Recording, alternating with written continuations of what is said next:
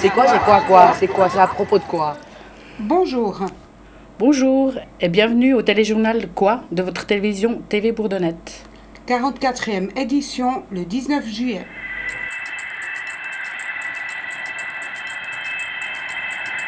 Alors, le 19 juillet 1900, Paris inaugure son métro. Eh oui, voilà 105 ans aujourd'hui que Paris inaugure son premier métro. Et nous, Lausannois, attendons encore impatiemment l'ouverture du second tronçon qui permettra de relier Lausanne-Nord avec le centre-ville. Et comme petite anecdote, le 19 juillet 1900, à Paris, il faisait 38,6 degrés. Comme quoi on peut toujours se plaindre, mais à cette époque, eux, ils n'avaient pas la clim.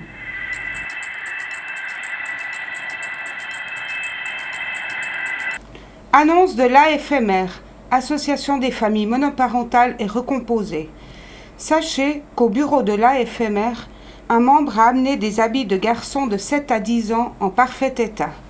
À donner. Que pendant les vacances, le bureau reste ouvert et que les membres et les non-membres sont les bienvenus pour venir y boire un petit café. Et que si vous avez besoin d'un renseignement ou simplement d'une écoute, l'assistante sociale ne prend pas de repos avant mi-septembre et sera là pour vous.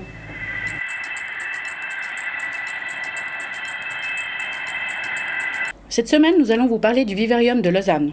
Eh oui, dans les Hauts de Lausanne, à 2 pas du lac de Sauvablin, nous avons le vivarium avec la collection la plus importante d'Europe de reptiles vivants. À l'entrée, nous sommes accueillis par un fennec, un renard du désert avec de longues oreilles, qui est justement un des prédateurs principaux des serpents dans le désert. Et vous y trouverez tout au long de votre visite autant de serpents, de lézards, d'araignées et de crocodiles.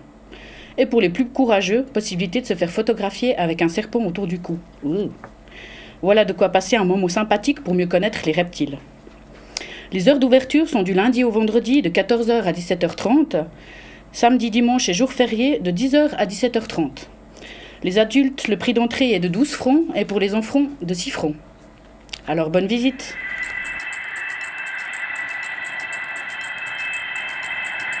Alors, comme chaque semaine, nous vous proposons une question pour gagner 1 fois 2 places pour aller voir le film de votre choix à la Cinémathèque de Lausanne. La question de cette semaine est: quel est le nom d'un personnage suisse célèbre qui, en fin 1999, entreprit le tour du monde en ballon sans escale? Petit indice, son grand-père Auguste fut le premier homme à être monté le plus haut dans le ciel et en même temps le plus profond dans la mer. Vous trouverez sa photo en page 24 du programme de la Cinémathèque. On vous attend au studio pour venir remporter vos 2 places de cinéma. À bientôt.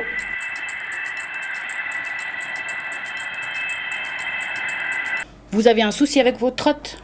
Pas de panique, les pros de la Bourdeau sont là pour vous. Tout de suite le spot. Ah, salut Florent. Tiens. Ouais, y a mon copain, il m'a filé ses trottes pour qu'on la répare. T'auras juste roue, frein, puis le guidon. Ok, d'accord, mais tu peux appeler Luigi? Ouais.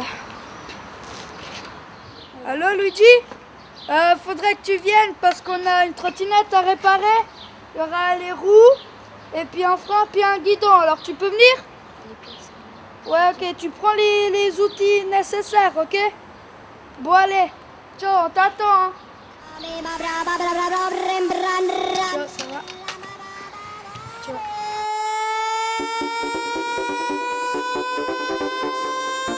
Voilà, maintenant on peut se mettre au travail.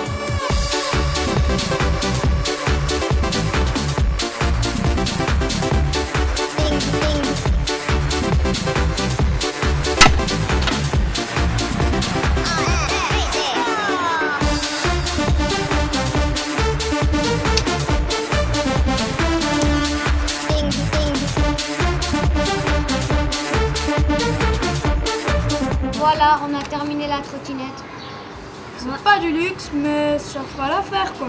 Réparation, peinture, nettoyage. Si vous avez une trottinette cassée, amenez-la nous. On vous la répare pour pas cher.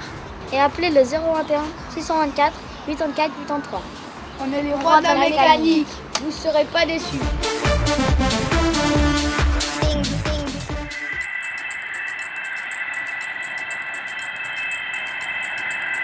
nous avons eu connaissance que dans certains immeubles, des personnes recevaient nos infographies en noir et blanc. Nous avons pris le taureau par les cornes et avons résolu le problème. Toutefois, si le problème persistait chez certains, veuillez nous en informer en nous contactant au studio ou par téléphone au 021 625 42 06.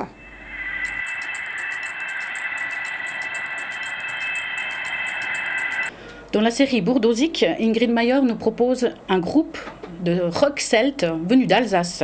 Tout de suite, un petit extrait monté par Azim.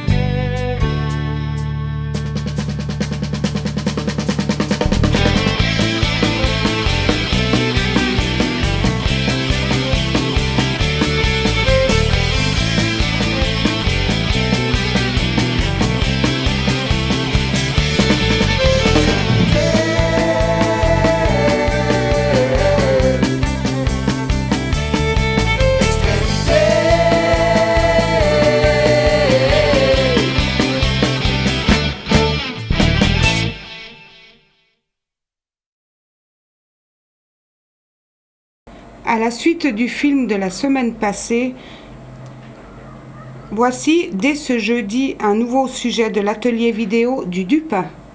D'autres personnages, un nouveau thème, le compagnonnage. Les compagnons sont des gens qui font le tour de France à travers différents corps de métier. En fait, il s'agit de transmettre un savoir-faire de l'artisan. Voici tout de suite un extrait. Bon, il y a une chose qui est importante à comprendre dans le compagnonnage. C'est la démarche du compagnon. Elle est double en réalité. Il y a le compagnon qui vient dans le compagnonnage parce qu'il veut améliorer et pratiquer son métier. Et le fait de travailler avec d'autres compagnons va lui permettre d'approfondir son métier, de le mettre en valeur. Et à quelque part, il pense qu'il peut évoluer au travers de l'application de son métier. Mais ça, bon, il y aurait beaucoup de gens qui font ça. Et parallèlement à ça, lorsqu'il est reçu compagnon, quand il y a une société initiatique, donc il y a une initiation, il y a une symbolique parallèle qui utilise les actes du métier ou les symboles du métier pour permettre à l'individu d'évoluer. Et ça, c'est vraiment le chemin du compagnonnage.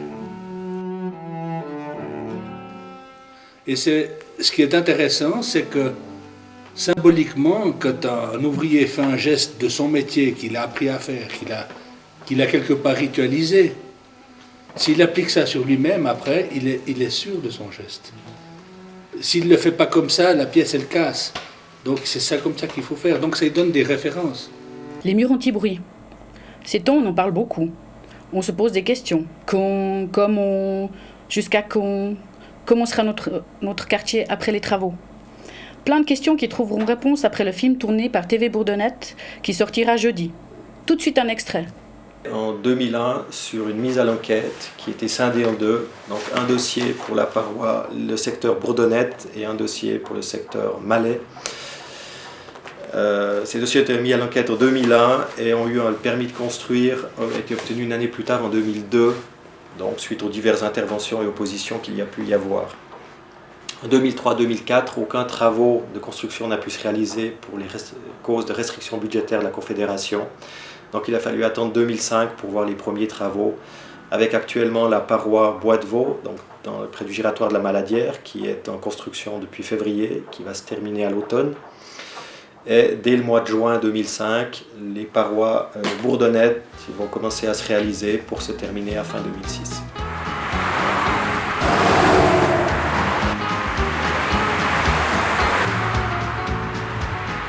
Alors on va présenter ces parois anti-bruit. Tout d'abord la paroi Bois de Vaux, dans le quartier du giratoire de la Maladière.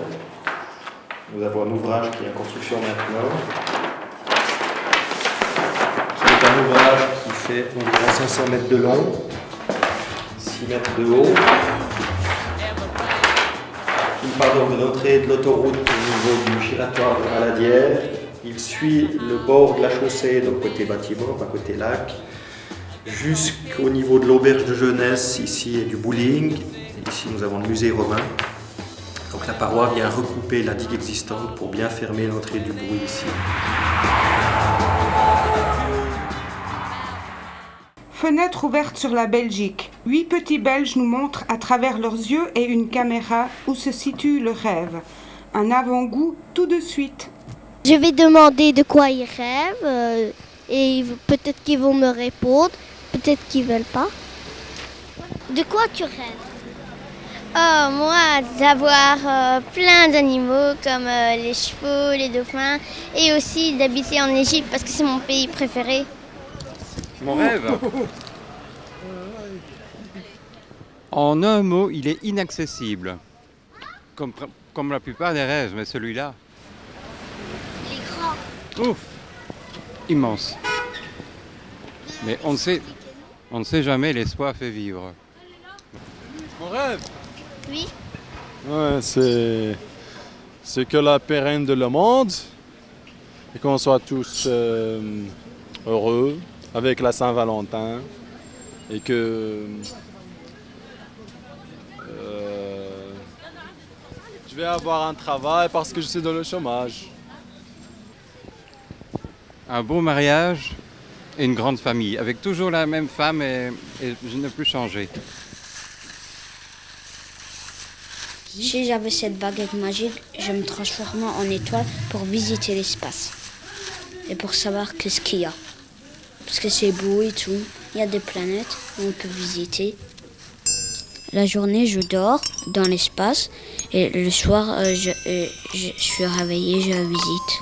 Elle est jaune, elle a des jambes, des mains, presque comme un humain, mais elle est en forme d'étoile, mais j'ai des yeux et tout, une bouche.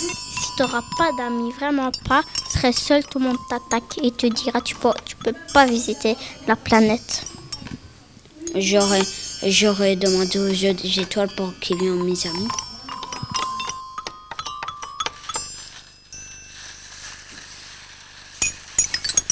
Au revoir, à la semaine prochaine. Au revoir. Voilà, celle-ci elle est bonne.